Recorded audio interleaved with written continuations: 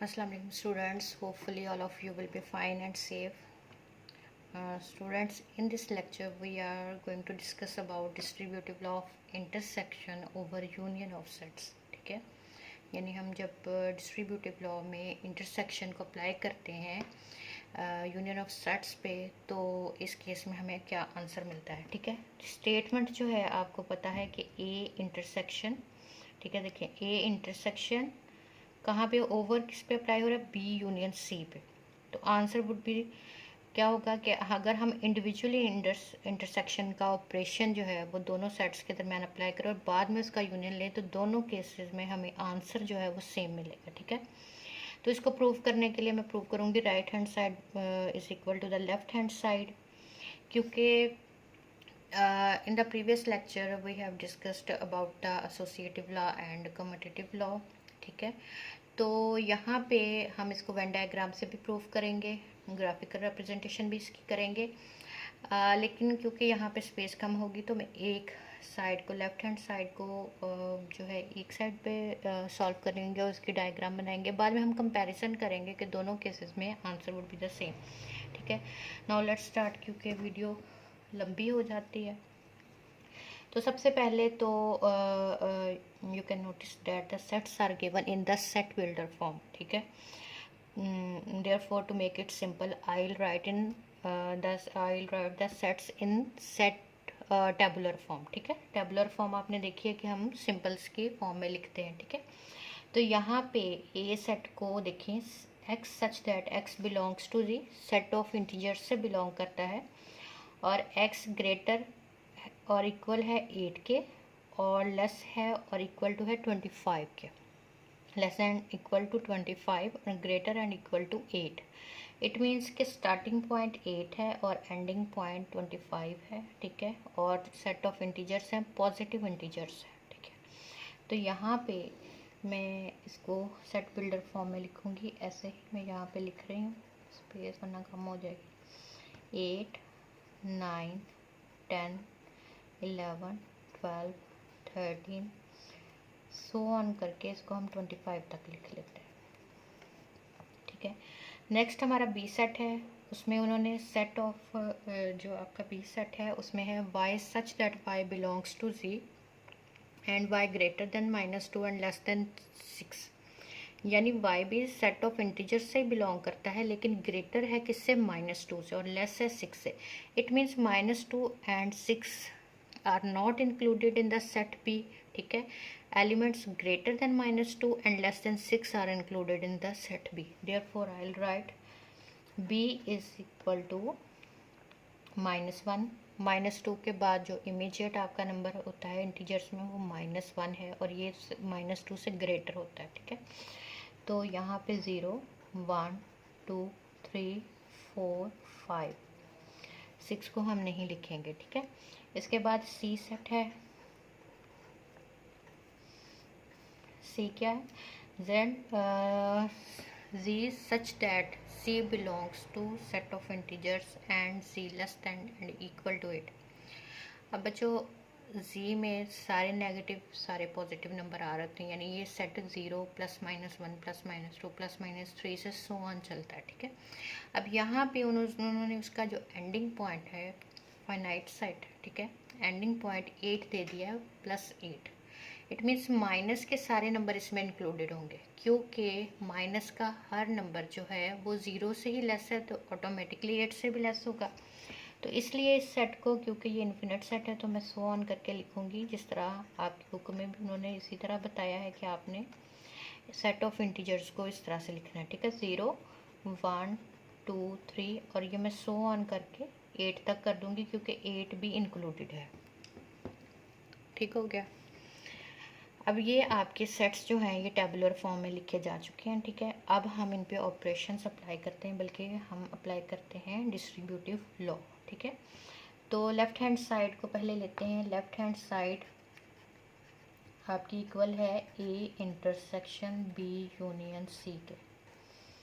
ठीक है, तो सबसे पहले इसे मैं 2 स्टेप्स में सॉल्व करूँगी. सबसे पहले मैं बी यूनियन सी लूँगी. ठीक है, तो बी यूनियन सी जो है,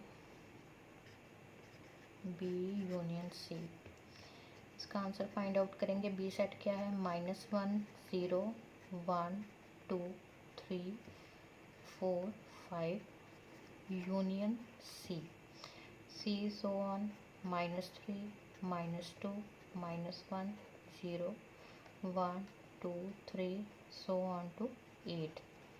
ठीक है, अब बी यूनियन सी का आंसर फाइंड आउट करते हैं, क्या होगा?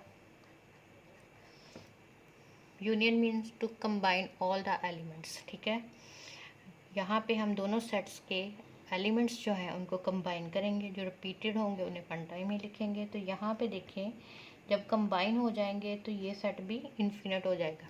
ठीक है, जैसे ये सेट, ये सेट फाइनाइट है, लेकिन इस साइड से जो है ये सारे नंबर इंक्लूड हो रहे हैं क्योंकि माइनस के, और मुझे उनका एंडिंग पॉइंट नहीं पता, तो इसलिए सो ऑन करके -3 -2 -1 0 -1 0। ठीक है, अब यहाँ से जो है वो 1 2 3 4 5। ठीक है, अब 6 7 8 यहाँ से आएंगे, 6 7 8, क्योंकि ये सेट कहाँ तक जा रहा है? 8 तक जा रहा है। ठीक है, और इसमें 6 7 8 भी इंक्लूडेड है। ठीक है, उसके बाद जो है मैं A intersection B union C लूँगी। सेकंड स्टेप में अब सॉल्व कर रही हूँ। तो सेकंड स्टेप में ए क्या है? 8 9 10 11 12 13 सो ऑन टू 25, और इसका इंटरसेक्शन लूँगी -3 -2 -1। यहाँ पे मैं लिख रही हूँ 0 1 2 3 सो ऑन 8। ठीक है, तो यहाँ पे इसका आंसर फाइनल क्या बन जाएगा? A intersection B union C में। अब आप देखें, यहाँ पे 8 से एलिमेंट स्टार्ट हो रहे हैं ऑनवर्ड, और ग्रेटर एलिमेंट्स जो है आपके सेट में इंक्लूडेड है ए में, और जो आपका बी यूनियन सी का आंसर है उसमें 8 पे एलिमेंट्स एंड हो रहे हैं। 8 से जो है सारे एलिमेंट्स इंक्लूडेड हैं। ठीक है, और 8 पे जाके सेट ख़त्म हो रहा है, और यहाँ से 8 से ही स्टार्ट हो रहा है। इट मीन्स कि ये सिर्फ एक पॉइंट पे मिल रहे हैं जो कि शो हो रहा है कि वो 8 ही है। इसका आंसर क्या हो जाएगा? 8। ठीक है, तो ये आपका A intersection B union C का आंसर आ गया, लेफ्ट हैंड साइड का आंसर। अब हम जो है इसे शो करते हैं किस पे? वेन डायग्राम पे। वेन डायग्राम पे हम इसे शो करेंगे और देखेंगे, और हम दोनों साइड्स को प्रूव करेंगे, दोनों साइड्स की डायग्राम बनाएंगे, फिर हम कंपेयर करेंगे कि हमारा आंसर ठीक है कि नहीं। ठीक है, तो यहाँ पे आंसर ठीक होने की क्या इसकी इंडिकेशन है, वेरिफिकेशन इसकी कैसे होती है कि right hand side would be equal to the left hand side. ठीक है, तो सबसे पहले मैं यहाँ पे वेन डायग्राम ड्रॉ करूँगी। ठीक है,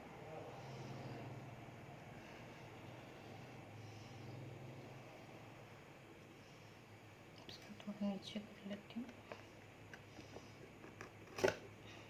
ये उतर गया। ठीक है, नज़र सा होगा। ठीक है, ये जो है मैंने पेजेस उतार लिए थे ताकि मैं आपको कंपेयर करके बाद में दिखा सकूँ। चलें, ठीक है, इसको मैं ज़रा होल्ड कर लेती हूँ।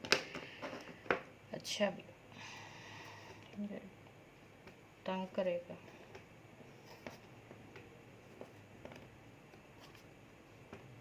चलें, अच्छा, यहाँ पे सबसे पहले तो जब आपने डायग्राम ड्रॉ करनी, ये आपका यूनिवर्सल सेट है, रेक्टेंगल मैंने बनाई है जो कि आपकी शो करे यूनिवर्सल सेट को। अब हम set A B C draw करेंगे, लेकिन सबसे पहले मैंने आपको बताया था कि सेट्स को ड्रॉ करने से पहले आपने देखना होता है कि what's the relation among the sets. ठीक है, अब यहाँ पे देखें तो पहले मैं ए और बी का रिलेशन देखती हूँ। ठीक है, ये -1 0 1 2 3 4 5 यहाँ से स्टार्ट हो रहे हैं। ठीक है, और सी जो है, सी -1 भी सी में है, 0 भी है, 1 2 3 4 5 भी है। ठीक है, इट मीन्स कि B is a subset of C। ठीक है, B is a subset of C, B C का सबसेट है। ठीक है, और जो आपका 8 ये है, 8 9 10 11 12 ये 25 तक जा रहा है, और ये देखिए इसमें कोई भी एलिमेंट और इनमें कोई भी एलिमेंट जो है वो नहीं same. It means A and B are the disjoint sets. A और बी डिसजॉइंट हैं और बी जो है वो सी का सबसेट है। इट मीन्स कि यहाँ पे अगर मैं ए सेट बनाती हूँ, ये मैं ए सेट बना रही हूँ, ठीक है, ये ए है। अब हम देखते हैं कि ए और सी का आपस में कोई रिलेशन है। यहाँ पे मैं थोड़ा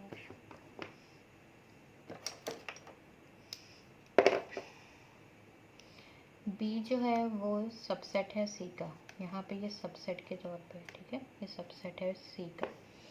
और ए और बी आपस में क्या है, डिसजॉइंट सेट। ठीक हो गया। अब ए और सी का रिलेशन देखते हैं। ए और सी का आपस में कोई रिलेशन है तो यहाँ पे देखें 8 के पॉइंट पे दोनों मिल रहे हैं। ये 8 से ऑनवर्ड जा रहा है और ये 8 पे एंड है, ठीक है। तो इट मीन्स कि एक भी common, at least one element is common between the two set, that means they are overlapping sets, that means they are overlapping set.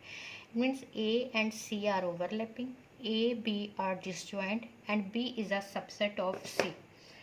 तो ए और सी जो है यहाँ पे एक पॉइंट पे मिल रहे हैं, तो मैं उनको सी को ऐसे ड्रॉ कर लूँगी। ये आपका सी सेट है, ये आपका ए सेट है, और बी जो है वो सबसेट है किसका, सी का।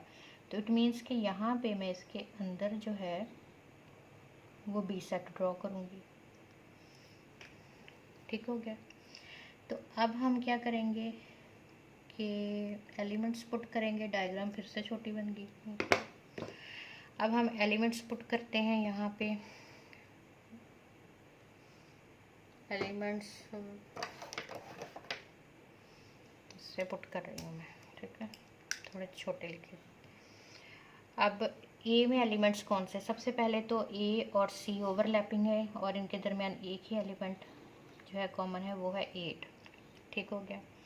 अब ए के बाकी एलिमेंट्स क्या हैं, 9 10 11 12 13 14 15 और ये 25 तक है, वो मैंने शो कर दिया। ठीक है।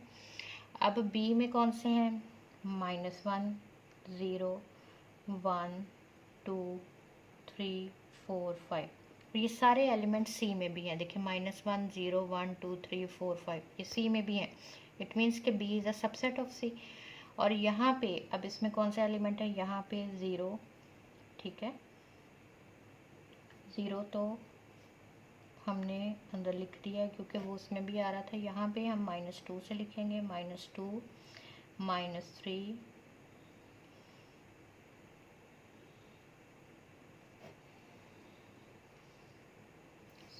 6 7 8 भी है, 6 7 और 8 जो था वो ए के साथ क्या था, ओवरलैपिंग था। ठीक है, -2 -3 और -4 और इसको मैं सो ऑन कर देती हूँ। ठीक हो गया। 6 7, ये देखिए सी में 6 7 भी है, 6 7 8, तो मैंने 6 7 को यहाँ लिखा। 8 इसका जो था अब ए के साथ ओवरलैपिंग था, उसे ओवरलैपिंग वाले पार्ट में लिखा। बी जो था, बी के सारे एलिमेंट सी का भी पार्ट थे, तो B is a subset of C. ठीक हो गया। अब हम क्या करेंगे कि अब हम इसे अकॉर्डिंग टू द ऑपरेशन जो है वो सबसे पहले मैं इसे शेड करूँगी बी यूनियन सी के हिसाब से। ठीक है, तो यहाँ पे देखें -3 -2 -1 यानी बी यूनियन सी। तो बी यूनियन सी में आपको पता है कि ऑल एलिमेंट्स जो हैं वो आपके बी यूनियन सी में कंबाइन हो जाएंगे, जो कि बी के भी हैं और सी के भी हैं। ठीक है, तो यहाँ पे ऑल एलिमेंट्स देखें, यहाँ पे एंडिंग पॉइंट उनका 8 बन रहा है और वो स्टार्टिंग में सारे नेगेटिव के भी नंबर हैं। इट मीन्स कि आप मैं इसको हॉरिजेंटली शेड करें।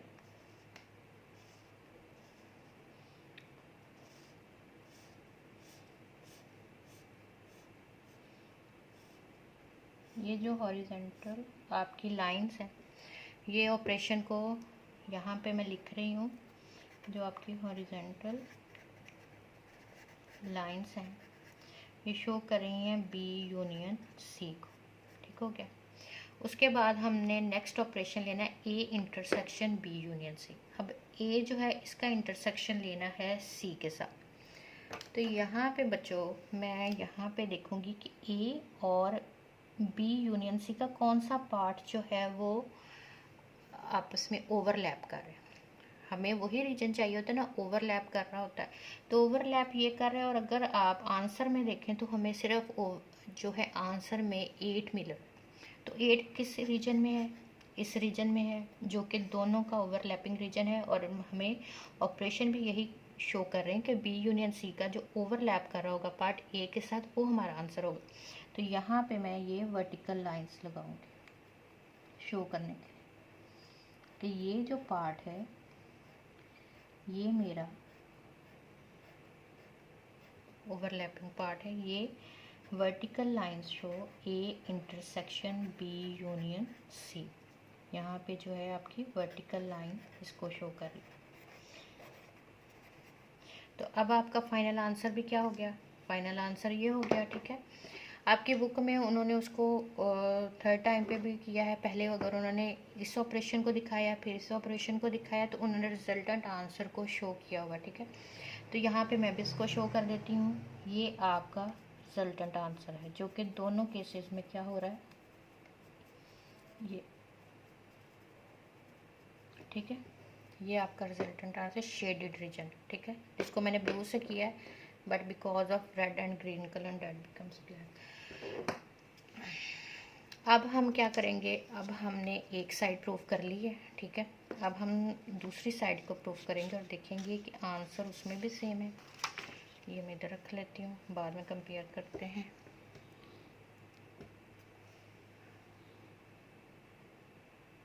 अब हम स्टार्ट करते हैं दूसरी साइड। बैटरी लो हो रही है, ये पूरी हो जाए। अच्छा चले, ठीक है। अब हम जो है इसको टेबुलर फॉर्म में, मैंने आपको वैसे लिख के दिखा दिया था, लेकिन चलें यहाँ पे लिख लेते हैं फॉर्म। ये है 8 9 10 11 12 13 सो ऑन, कहाँ तक है 25 तक, ठीक है। उसके बाद आपका बी सेट जो है वो कहाँ से, -1 0 1 2 3 4 5, और सी जो है ये सारा मैं आपको एक्सप्लेन कर चुकी हैं कि क्यों हमने इसको इस तरह से लिखा है, ठीक है। सो ऑन, ये कहाँ तक जाएगा 8, यानी इसमें 6 7 और 8 भी होंगे, 2 3 4 5 6 7 8, ठीक है। ये आपका सी सेट हो गया। अब हमने प्रूव करना था A intersection B union C is equal to A intersection B union A intersection C, ठीक है। लेफ्ट हैंड साइड मैंने अब प्रूव कर दी है। अब हम राइट हैंड साइड को लेंगे, that is equal to, right hand side किसके इक्वल है, A intersection B union A intersection C. अब सबसे पहले मैं दोनों को फाइंड आउट करूँगी, ए इंटरसेक्शन बी को और फिर ए इंटरसेक्शन सी को, और after that I will combine them by the operation of union, ठीक है। तो यहाँ पे A intersection B find out करते हैं।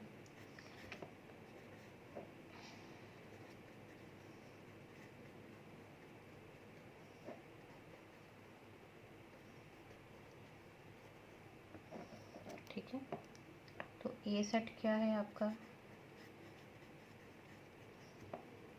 यहाँ पे इंटरसेक्शन बी, -1 0 1 2 3 4 5, ठीक है।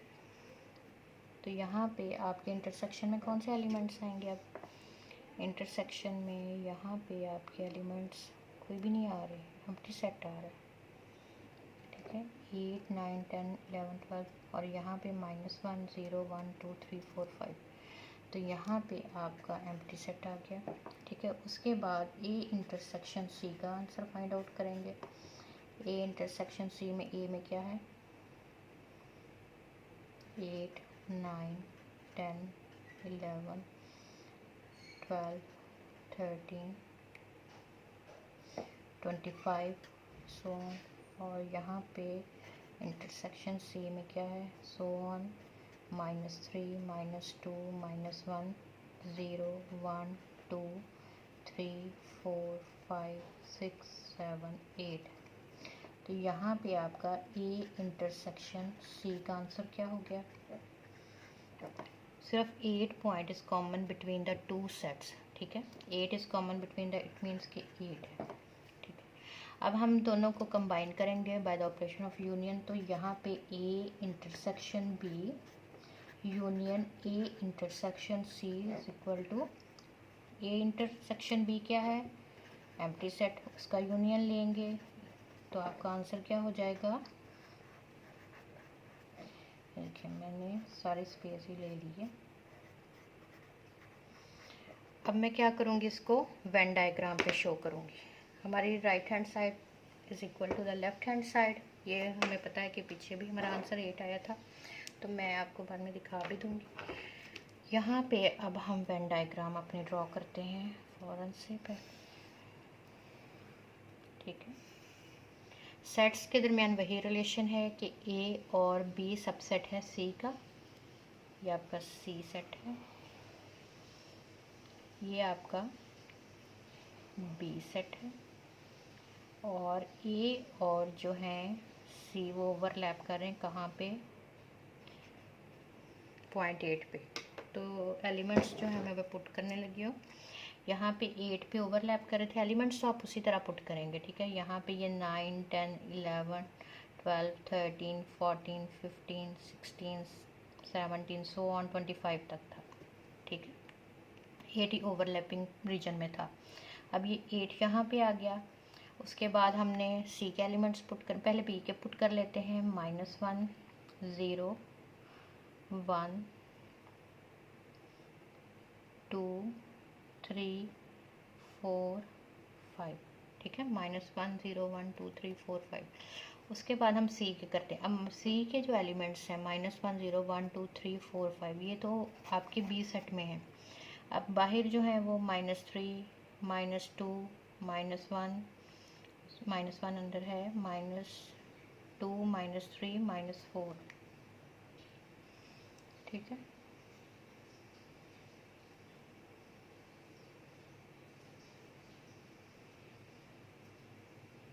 -4 सो ऑन करते हैं, और उसके बाद आपके एलिमेंट्स यहाँ पे 6 7 8 भी हैं, तो यहाँ पे मैं 6 7 पुट कर लूँगी। 8 is common between A and C, तो इसे मैंने इस पर यहाँ पे लिखा है, ये आपने सारा ध्यान रखना है, ठीक है। वैसे मैं आपको काफ़ी दफ़ा ये बता चुकी हूँ, ठीक है, तो मेरा नहीं ख्याल आप प्रॉब्लम होना चाहिए। ये देखिए बी में दोबारा बता रही हूँ कि -1 0 1 2 3 4 5, -1 0 1 2 3 4 5 इज बी के एलिमेंट्स हैं, और ये सी के भी एलिमेंट्स हैं। इट मीन्स के all the elements of B set B are contained in the set C. That's why B is the subset of C and C is superset of B, ठीक है। There is only one common element between A and C, that is 8. That's why A and C are the overlapping sets, and there is no common element between A and B. They are totally different. That's why A and B are the disjoint sets, ठीक है। तो अब हम जो है इसको shade करेंगे। इसमें मैंने 3 ऑपरेशंस जो हैं 3 स्टेप्स किए हैं, ठीक है। फर्स्ट स्टेप आपका ये था, सेकंड आपका ये था, और थर्ड स्टेप आपका ये था। तो मैं इसको शेड भी उसी तरह से करूँगी। फर्स्ट स्टेप में A intersection B, A intersection B में आपको पता है ये डिसजॉइंट सेट है, इनके दरम्यान में कोई भी रीजन कॉमन नहीं, और ना ही वो कहीं पे मिल रहे, ठीक है। वो कहीं पे नहीं मिल रहे तो मैं उसको शेड ही नहीं करती। और ए इंटरसेक्शन सी कहाँ पे है, ए इंटरसेक्शन सी, और उसका आंसर क्या है 8, और वैसे भी डायग्राम से शो हो रहा है कि वो यहाँ पे मिले, ठीक है। अब ए और बी का तो कोई रीजन शेड नहीं होगा, क्योंकि वो कहीं पे मिल ही नहीं रहे, उनके दरमियान कोई कॉमन एलिमेंट नहीं है, एम्प्टी सेट है, ठीक है। तो उनका देखिए डायग्राम में भी दूर दूर है एक दूसरे से, ठीक है। तो अब आपका फाइनल आंसर क्या बन रहा है, अब इन दोनों का यूनियन भी लेंगे तो आपका आंसर तो फाइनल यही बनेगा। सॉरी से करना था, वैसे ब्लू भी ब्लैक ही लग रही, कोई असर तो नहीं आ रहा इतना ज़्यादा। तो ये अब आप देखें कि ये आपका शेडेड रीजन हो गया, ठीक है। तो अब इस केस में और इस केस में देखें कि ये जो ब्लू मैंने अपनी तरफ से किया था लेकिन ब्लैक शो हो रहा है, तो ये आपका जो है दोनों केसेस में शेडेड रीजन दोनों में सेम है, ठीक है। तो इस तरह से आपकी वेन डायग्राम में ये जो मैंने हॉरिजेंटल लाइंस लगाई थी ये शो कर रही थी ए इंटरसेक्शन बी सी को, ठीक है। ए इंटरसेक्शन बी को तो मैं शो नहीं कर सकी, ठीक है। तो ये आपका जो है फाइनल आंसर है और आई होप कि आपको समझ आ गई होगी। नेक्स्ट वीडियो में फिर मिलेंगे। ओके, स्टे ब्लेस्ड, अल्लाह हाफिज़।